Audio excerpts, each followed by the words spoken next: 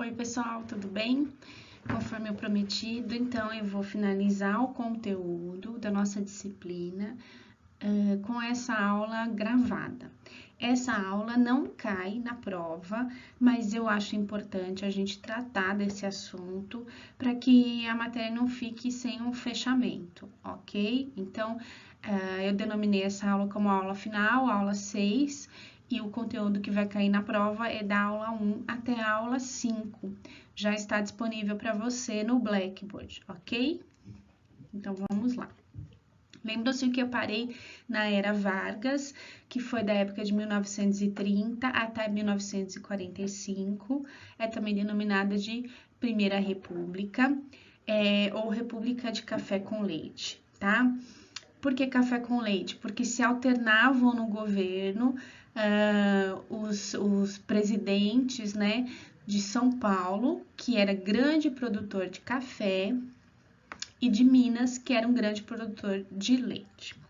Em 1929, Júlio Prestes foi indicado pelos paulistas à presidência da República, e aí houve um rompimento desse acordo, porque até então, como havia uma alternância, nesse momento seria o momento de Minas Gerais e não de São Paulo.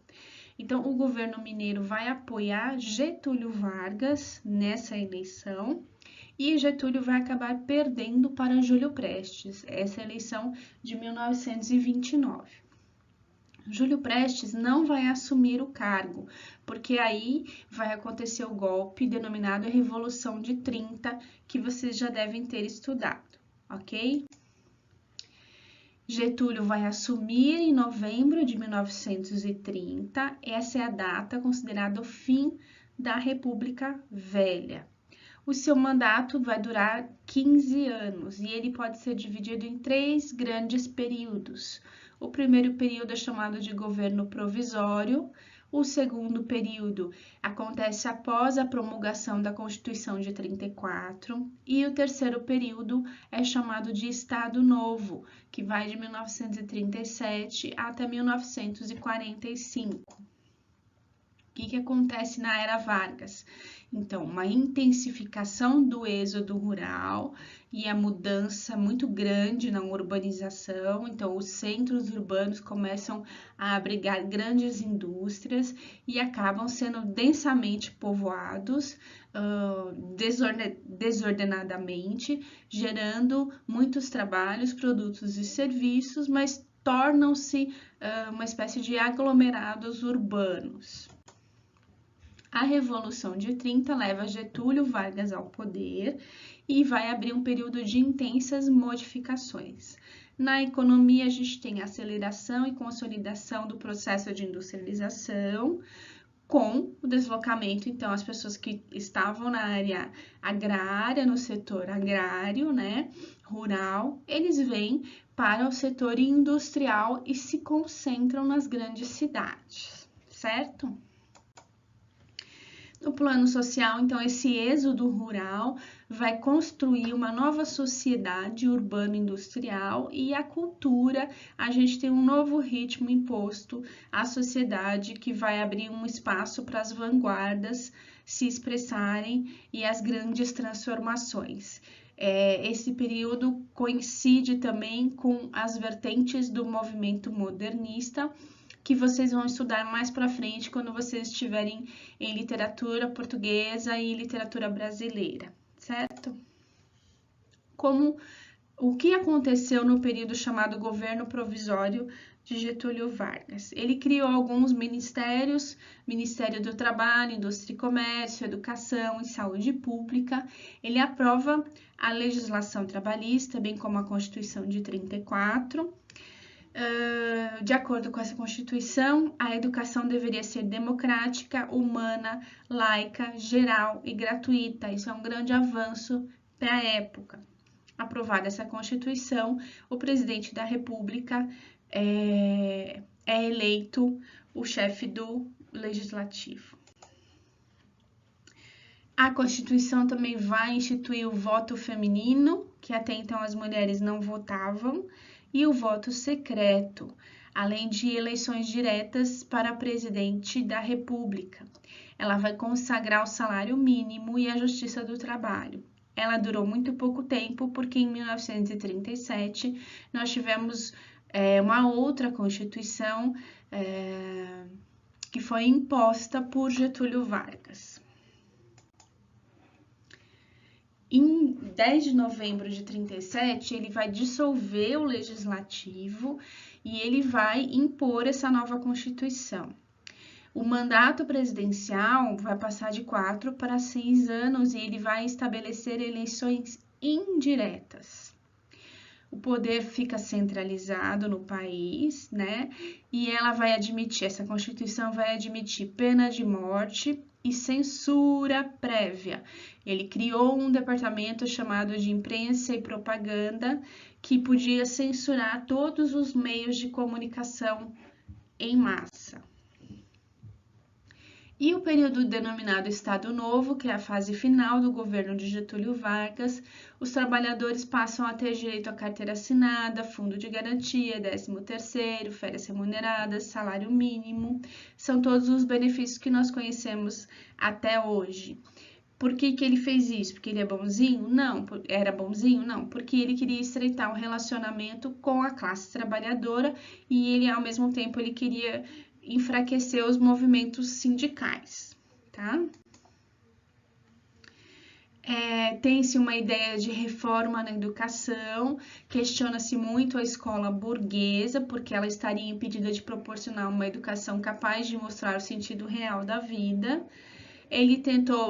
Getúlio tentou manter uma posição de neutralidade mediante esse debate, mas a semelhança entre o regime ditatorial que ele chefiava com o regime totalitário de países nazifascistas parecia um motivo de aproximação entre esses países e o Brasil. Em abril de 1931, foi criado o CNE, que é o Conselho Nacional de Educação, e voltou o ensino religioso para as escolas públicas de maneira facultativa, de acordo com um pedido da Igreja Católica. A Igreja queria influenciar novamente no ensino popular, tá certo? No ensino superior, passa-se de um modelo de faculdades que estavam isoladas para um modelo universitário centralizador. Para que uma universidade pudesse existir legalmente, ela tinha que ter pelo menos 3 cursos obrigatoriamente, direito, medicina e engenharia, e se não tivesse algum desses 3, ela poderia substituir com algum curso de educação, ciência e letras. Nós já vemos isso em alguns períodos da história, não é mesmo? Bom, chegamos ao Manifesto de 32, é um movimento da Escola Nova, que eu já falei para vocês, onde a gente fala do John Dewey, que é referente ao seminário que as meninas apresentaram, tá certo? Então, Dewey foi que liderou um movimento da Escola Nova ou Escola Novista, na Europa e nos Estados Unidos, e quem liderou esse movimento aqui no Brasil foi Anísio Teixeira, tá? Esse manifesto foi um documento, então, redigido por Fernando Azevedo, e ele era composto de uma autêntica e sistematizada concepção pedagógica, indo da filosofia da educação até formulações pedagógico-didáticas, passando pela política educacional. Era um texto que afirmava que a gente não podia desenvolver as forças econômicas de produção sem a preparação das forças culturais e o desenvolvimento das aptidões das pessoas. Esse texto ele subordinava o desenvolvimento econômico, social à educação. Então, ele atribuía à educação um papel muito importante. E como ele parecia muito autoritário nesse momento, logo depois acabou se abrandando e apresentando um meio termo, tá? O que foi esse movimento da Escola Nova? Era um movimento que questionava a escola tradicionalista, onde o professor é o centro do processo, o aluno era um estudante passivo. Não, na escola nova o aluno assume o centro do processo, de acordo com esses pensadores, Dewey, Anísio Teixeira e muitos outros que vão surgir a partir daí. A escola tem que ser gratuita, laica, obrigatória, tem que ter autonomia técnica, administrativa e financeira. Esse manifesto da Escola Nova estabelecia que o professor tem que conhecer o educando e que a gente não vai modelar ninguém, e sim obedecer às leis de desenvolvimento da criança. Vejam o quão revolucionário era isso para a época. Por isso, é necessário respeitar a personalidade e o desenvolvimento psicológico de cada aluno, para que ele desenvolva trabalho e ação por meios naturais que a vida suscita quando convém aos seus interesses e necessidades. Então, aqui a Escola Nova observa o aluno como um ser importante do processo educativo, o que não acontecia até então. Ainda estamos no Estado Novo com Getúlio Vargas, onde para ele a educação era uma espécie de... tinha uma função de promoção da ideologia do Estado, né? Era um instrumento da sujeição social ao projeto da sociedade e do país de Getúlio Vargas. Deveria promover valores como família, pátria, trabalho e religião. E, então, vejam, ela está bem distante do que propõe o movimento escola novista, tá certo? Por isso que o movimento da Escola Nova avançou muito mais rapidamente nos Estados Unidos e na Europa e demorou muito para avançar na prática aqui no Brasil. O governo da era Vargas, né, o Estado Novo, terminou em 1945 com a deposição de Getúlio Vargas.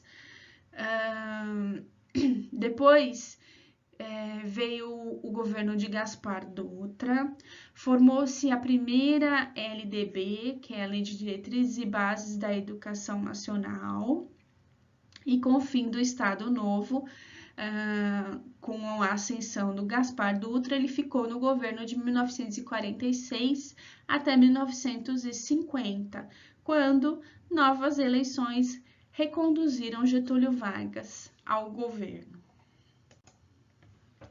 Nesse segundo governo, Vargas procurou, então, aumentar as despesas públicas com o ensino, mas a sua preocupação maior era com o ensino superior e não com o ensino primário. A sua alfabetização, né, o crescimento da alfabetização durante o seu governo, esse segundo governo, cresceu apenas 1,7%.